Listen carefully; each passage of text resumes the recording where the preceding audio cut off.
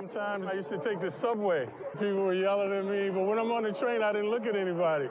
So I was like a typical New Yorker. I just looked down at the floor. So, because the thing is, if you make eye contact with people, they get confidence to come over and say, "Are you Frazier? Are you Frazier?" Who else could it be but Clyde? Come on, man. Come on, man. I'll go right. We're always constantly hearing that this is a three-point league all the time. And nowadays, the NBA floor is so stretched out. At times, the actual mid-range shots are easier shots to take. And there are players like Shai Gilgeous-Alexander, Kevin Durant, and even Jokic to a degree, always killing it from the mid-range nowadays. And Jalen Brunson, very similar to those players. He doesn't necessarily knock down a ton of threes per game, as we've seen last season when he had career highs. Most of his points came off a pick and roll, attacking the paint. My man last year was looking like Patrick Ewing in that paint, the way he was just so dominant. But it's really due to the fact that the floor is once again so spaced out that if guys have a mid-range bag, they can get it off nowadays. But on this play right here, Karl-Anthony Towns is now going to compromise some of the 3-and-D players throughout the league. Daniels right here has to now respect Brunson going one-on-one with Rudy. This is the exact issue the T-Wolves faced last year going up against Luka. Rudy Gobert was left on an island just tap dancing, trying to keep up with Luka. And right here, Brunson's able to take him one-on-one. And it's not only about that. Check out Karl-Anthony Towns. Now he can come through and gobble up some of these offensive rebounds. All right, looking at Brunson's options right here. Towns is going to set a screen to the left. I'm wondering if he should have re-screened, either set a flat screen right behind McDaniels or set a screen right here for Brunson to go right. Because now there's more space to attack right here. And plus you have Mikal as a shooter. So it might compromise DiVincenzo. But right here, when he attacks right, Josh Hart is not really a threat from out here. See, Brunson still goes right. See, play kind of stalls right here. But check out Josh Hart right here as he makes his cut. Kind of open for a quick second. But again, this is a Knicks' first matchup against a team that has a lot of switchable players. I mean, even Dante, you can switch on him because he sort of plays like a bigger player. A guy who likes to attack the paint, grab rebounds. You got Rudy, of course, who could defend in the paint. You got Naz Reid, who can also switch. You got Edwards, strong shooting guard who could switch. And you got McDaniels, 3-and-D guy who can also switch. So the Knicks going up against teams like this, the Boston Celtics, Oklahoma City Thunder, all these teams that have these switchable players. These are interesting dynamics to look at. Towns once again, perhaps the screen on the left side would have been better.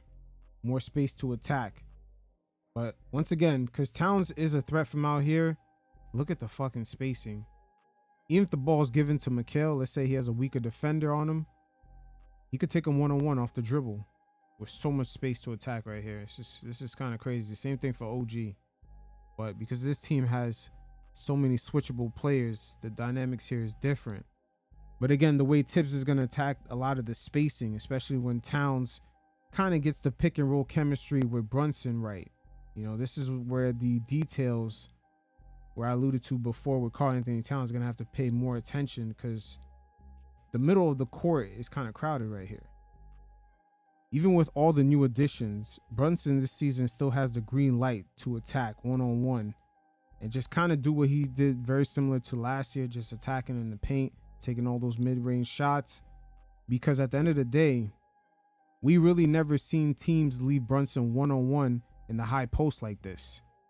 You see how everyone kind of just stunts in? The respect is a lot different this season. We never really seen Brunson get to operate like this. As he draws the foul on McDaniels. McDaniels all quarter long. Brunson hit him off with 2 fouls, and he ended the first half with 3. We're used to seeing Brunson actually operate in tighter spaces. Now, right here from last season, down 2 in the overtime. The Knicks not having a stretch 5 change their dynamics, as Wemby now can actually hang around the high post, as that's where Precious kind of brings him to, because he's not really camped out here because he's not a threat. And also, defenders can stunt in and crowd up his attacking lanes. As we're going to see it play out here. See Wemby? Imagine this was Towns. Towns will be camped out here. Wemby will be forced to come out. So now the low man would be Keldon Johnson or one of these small forwards.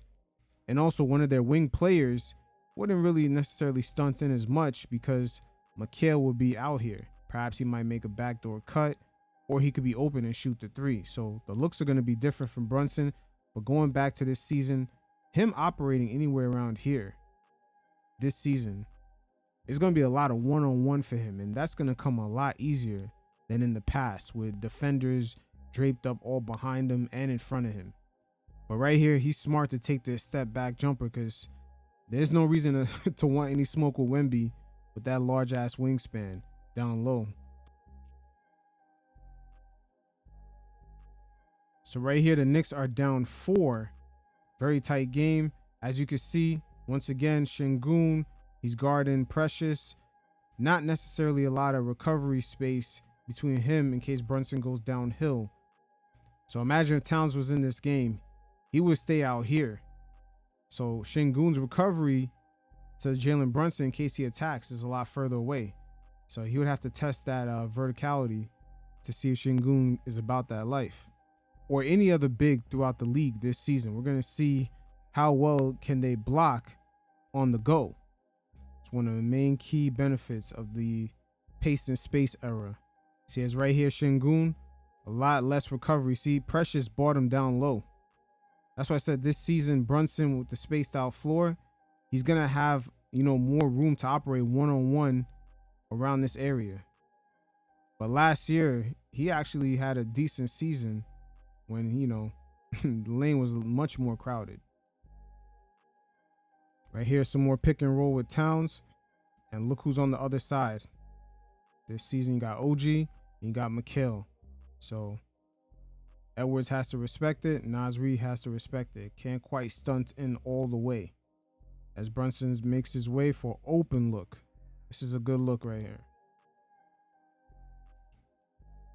So right here, check out the spacing. That is a lot of recovery for defenders. Now check out Rudy Gobert right here. Can't quite stunt in. Can't quite drop back this far. Because Towns is that threat. Right here, you see the difference from last year. Look at DeRozan. He's going to stunt in. Look at everybody crowding up the paint. Hartenstein bringing Vooch right in the paint. Imagine if he was parked up out here or out here. Vooch would not be the low man right now. But check out DeRozan. You see how he bothers Brunson's shot right here? Brunson all season last year was making shots in tight spaces like this. And it's going to be a world of difference this year. This right here is the Knicks facing elimination. And you're going to see a world of difference when Brunson gets right here on the high post. What types of looks he's going to get. You see how Jimmy Butler quickly abandons RJ, completely blitzes. And just you're going to see the tough shot Brunson used to have to make.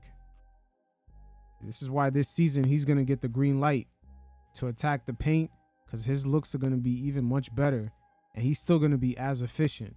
See, in this game, he had all kinds of crazy coverages, but yet he still went off on the Miami Heat. So you can only imagine when he has more breathing room to operate. So fast forward, as you can see right here, Naz Reid is with Towns. And it's right here on this turn. It's almost night and day. Brunson's looks in the paint. You got DiVincenzo as the low man right here. But look at Brunson on this turn. Sheesh. Look at the spacing. This is what Brunson has to operate in. He could go down the lane, pull up. He could fully attack, compromise the corner defenders, make them choose, kick out to OG, kick out to Mikal. There's options. Again, Tibbs is going to give that man the green light this season. Knicks right here, they're going to be compromising defenses all year long. Look who's the low man right here. You got the young guard as the low man because Rudy the whole time is worried about Cat. So this is what kind of happened to the T-Wolves last year in the playoffs. They had Luka just fishing, hunting for Rudy Gobert and just consistently getting him on the island and just killing him. And now the Knicks, in a way, they could begin to compromise these defenses as Brunson draws the foul right here. Here's another example of a perfect scenario for the Knicks offense right here. You got Rudy worried about Cat, Brunson with much more space to operate in, and you also now have the corner shooters. As now OG is also in the corner. And also, check out how Anthony Edwards doesn't fully bite in. Just look at that spacing. Brunson now one-on-one. Remember, in the early portions of this segment, we seen how defenders was draped up all over Brunson. It's almost night and day.